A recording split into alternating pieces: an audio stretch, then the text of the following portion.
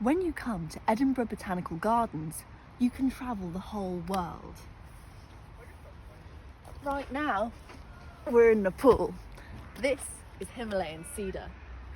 Its Sanskrit name is Devadaru, which means tree of the gods. And looking up, you can see why. Wow. Immense.